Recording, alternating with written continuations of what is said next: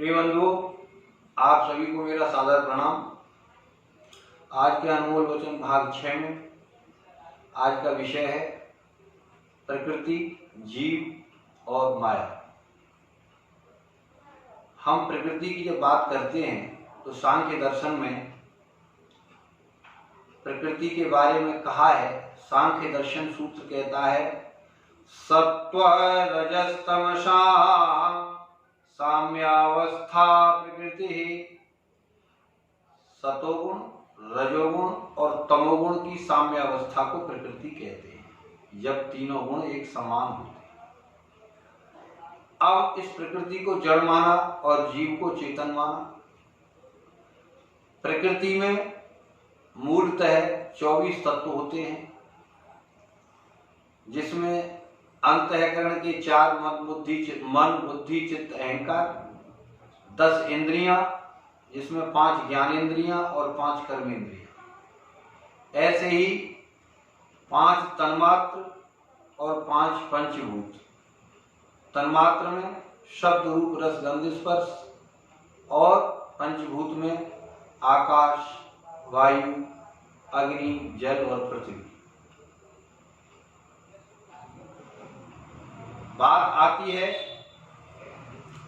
जब प्रकृति में 3 गुणों से काल की गति से क्षोभ होता है, तब भगवान की कृपा से महत तत्व का प्रादुर्भाव होता है और इस महत तत्व को चित्त कहा है। श्रीमद् भागवत में कहा यदाहुर्वासुदेवाख्यम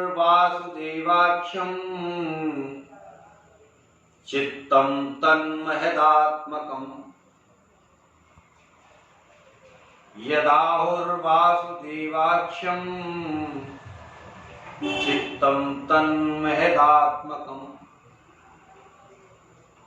भगवान वासुदेव इस महत्त्व रूपी चित्त के अधिष्ठात्र देव हैं। इसी महत्त्व रूपी चित्त के जो लक्षण हैं वो हैं स्वच्छ, शांत, चिंता, सज्जनता आदि। महत्त्व में जब क्षोभ हुआ, महत्त्व की विकृति हुई तो अहंकार का जन्म हुआ।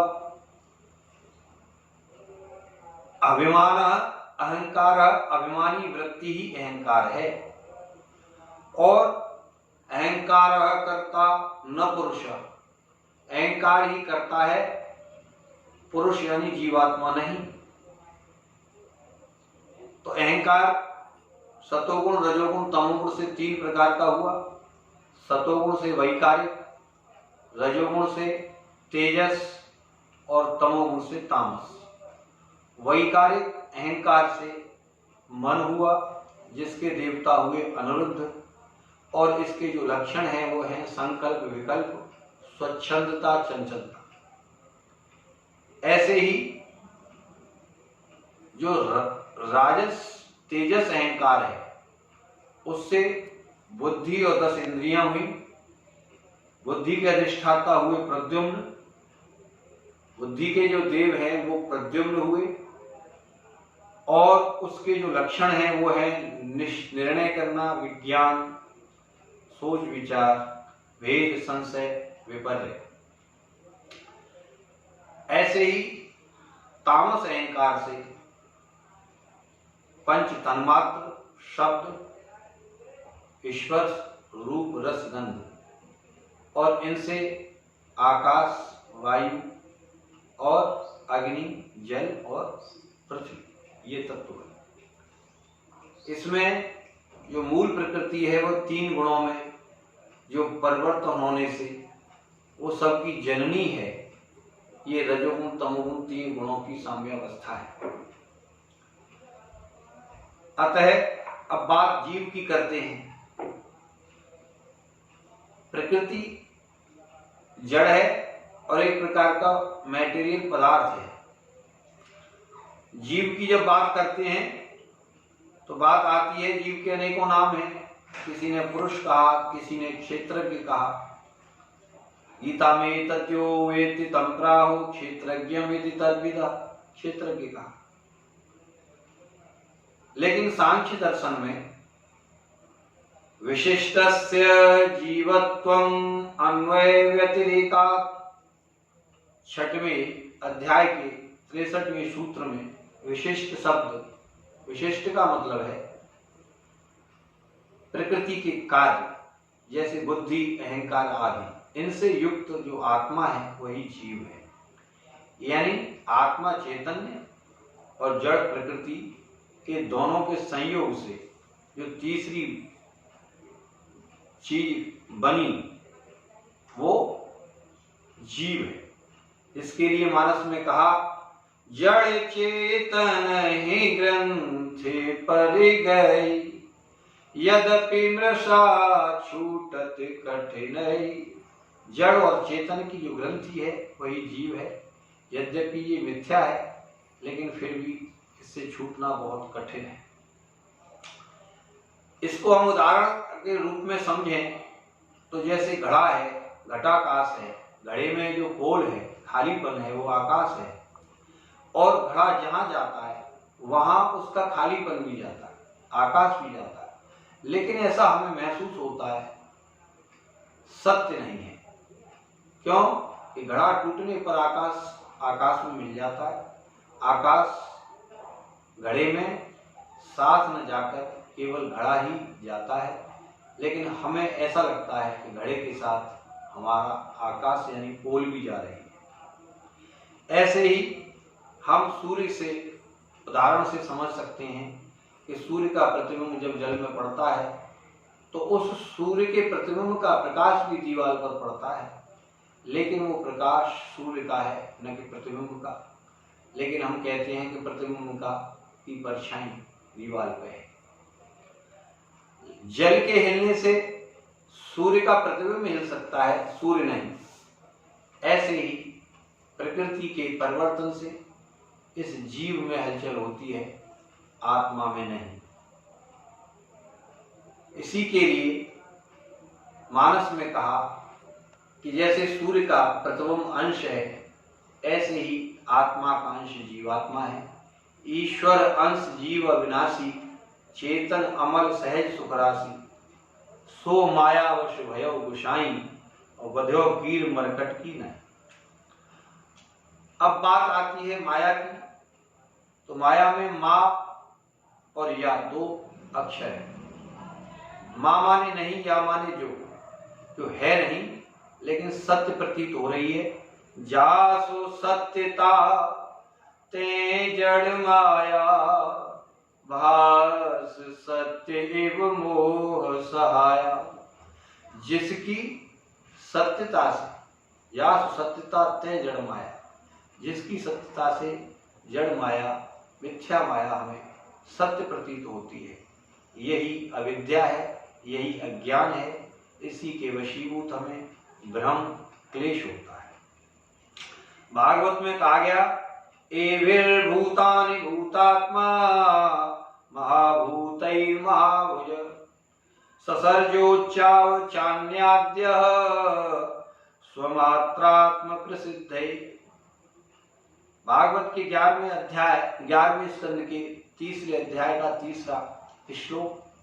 इसमें कहा गया कि भगवान आदि पुरुष जो परमात्मा है वो अपनी जिस अनिर्वचनीय शक्ति से इस सारे जगत की सृष्टि करते हैं, ऐसे जीव जो अधम हैं, विषय भोगी हैं, या ऐसे जीव जो उत्कृष्ट हैं, जो अपने सिद्धि के लिए या मोक्ष के लिए उपासना करते हैं, ऐसे ही मनुष्य देवी देवताओं के लिए भगवान सृष्टि करते हैं। वो अपनी उस अनिर्वचनीय माया के द्वारा करते हैं, वही माया है।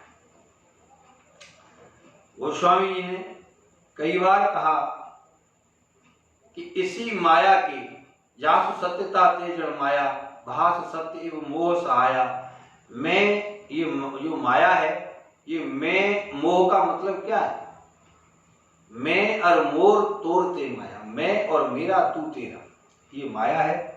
जेवश कीने जीव निकाया, एहि विदे जग हरि आश्रित रहे, यद्यपि असत्य देत दुख है। यद्यपि असत्य है लेकिन फिर भी दुख देती है। इसको हम रामचरितमानस के उदाहरण से समझ सकते हैं। रामचरितमानस में बालकांड के प्रथम शुरुआत में ही 6वें श्लोक में कहा, यन माया मोहिता सर्वे ब्रह्माद्यादि यन माया वशवर्त विश्वमखिलम ब्रह्मादि देवासुरा यत्सत्त्वादिमशैव भाति सकलम रज्जौ यथार्हे ब्रह्म। यत्सत्त्वात् यद माया वशवर्त विश्वमखिलम, जिसकी माया में अखिल ब्रह्मा इत्यादि अखिल जो है विश्व है, जिसके वश में है। और वो जो माया है, जैसे रस्सी में हमें सर्प का भ्रम हो जाता है, ऐसे ही वो सत्य सी प्रतीत हो रही है, लेकिन है वो भ्रम। इसी अज्ञान विद्या से जो भ्रम होता है, ये अंधकार अज्ञान के द्वारा है। अज्ञान में ज्ञान भी है। ऐसे ही अंधकार जिसमें हमें भ्रम होता है, उसमें कुछ प्रकाश भी है, लेकिन घोर तम नहीं है। घोर अंधकार में हमें कुछ भी दिखाई नहीं देता।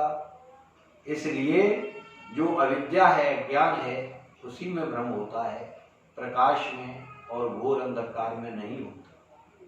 जैसे कोई स्वप्न में सिर काटता है, या कोई स्वप्न में राजा से भिखारी से राजा हो जाता है, तो स्वप्न में सिर काटता है तो उसका जो कष्ट है वो परेशान करता है, लेकिन जब जग जाता है तो तब दुख दूर होता है।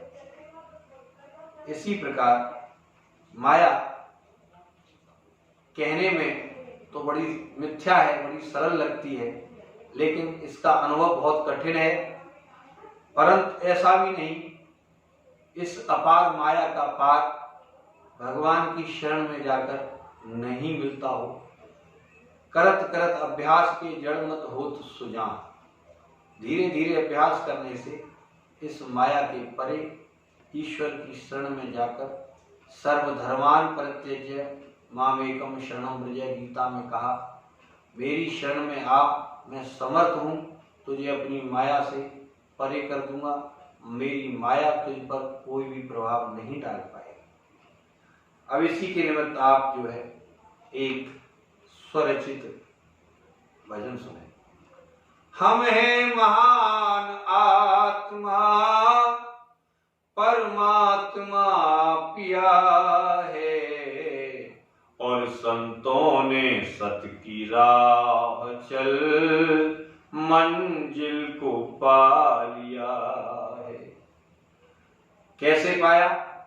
अरे श्रद्धा की ज्योति को जगा, विश्वास को बढ़ाया, और चिंतन से चित्त को लगा, मन खोट को मिटाया। अब ज्ञान का उजाला करता वो घट दिया है, संतों ने सत की राह चल मंजिल को पा लिया है। और भक्ति में भाव सार है, बिन भाव व्यर्थ सारा, और भीतर है भाव में विभू, जिसको है भाव प्यारा।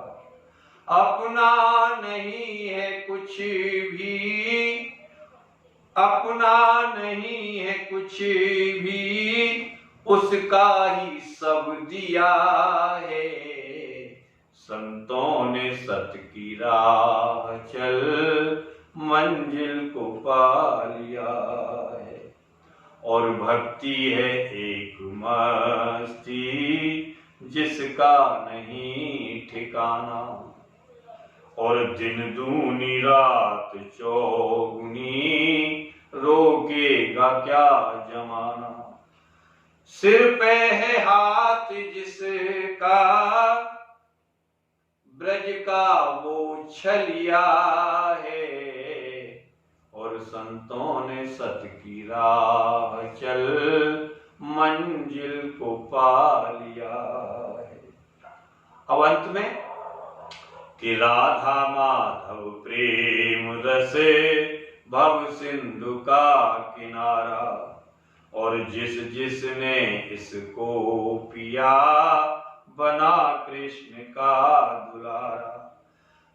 पाठक के पाठ में यही मूल मंत्र पपिया है, संतों ने सत की राह चल मंजिल को पा लिया है। हम है महान आत्मा परमात्मा पिया है, संतों ने सत की राह चल मंजिल को पा लिया। पाठक के पाठ में यही मूल मंत्र पपिया है। जैसे स्वात नक्षत्र के पीछे पपिया प्यू प्यू करता है, ऐसे ही भक्तों और संतों का रामचरितमानस में मन लगा रहता है। रामचरित जे सुनत अघाई, रस विशेष जानात नाही। इसलिए साथियों, श्री राधा माधव प्रभु प्रेम रस में अपने को आनंदित करो, जिससे इस हरि शरण के द्वारा और भगवान की कृपा के द्वारा हमें इस माया से मुक्ति मिले। भक्ति से बिना प्रयास ही हमें सब कुछ मिल जाता है। गोस्वामी ने कहा, भक्ति करत विनयत प्रयासा, संस्कृत मूल अविद्या नासा। ये भक्ति के ज्ञान वैराग्य दोनों पुत्र हैं, इसलिए भक्ति में सब कुछ है। बस इतना ही कहना चाहता हूं। अगर आत्म लाभ लेना है तो भगवान की शरण में जाओ और भगवान की भक्ति करो।